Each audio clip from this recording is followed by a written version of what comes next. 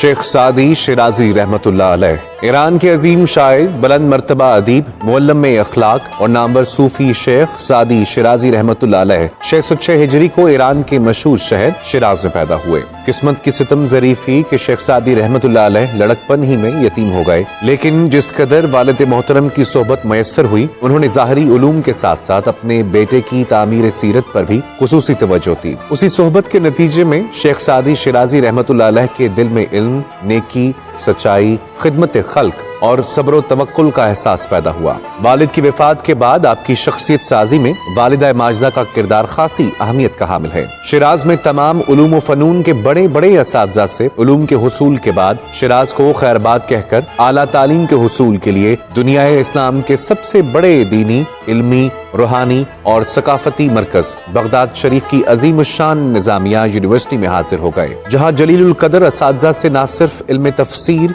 हदीस, फ़िक़्ह, तारीख और मंतक व फलसफा की तालीम हासिल की, बल्कि अखलाकी और रूहानी तरबियत में भी कमाल को पहुंचे। वहां से फारिगुल तहसील होने के बाद शेख सादी रहमतुल्लाह अलैह ने तकरीबन 25-30 साल सैर व सयाहत की। इस दौरान तकरीबन सारी इस्लामी दुनिया घूम ली और कई बार हज की सादत हासिल की। मुख्तलिफ इलाकों, तहजीबों और लोगों के करीबी मुशाहिदे से उनकी शख्सियत ने बेपनाह वुस्सत नजर, कशादा ज़र्फी, खिदमत खल्क और सब्र व तहम्मुल जैसी आला सिफ़ात दर्जा कमाल तक पहुंच गईं। अबू बकर बिन साद जंगी के दौरे हुकूमत में वापस अपने आबाई वतन शिराज लौट आए और ज्यादातर वक्त तसनीफ व तालीफ, इबादत और रियाजत, दोस्त अहबाब और अकीदतमंदों से मुलाकात में गुजारा। आपकी मशहूर अखलाकी मसनवी बोस्तान और जिंदा जावेद किताब गुलिस्तान को आज भी कबूल आम हासिल है। आपने उम्र के आखिरी अयाम शिराज ही में बसर किए। 691 हिजरी में वहीं इंतकाल हो गया और वहीं दफन हुए।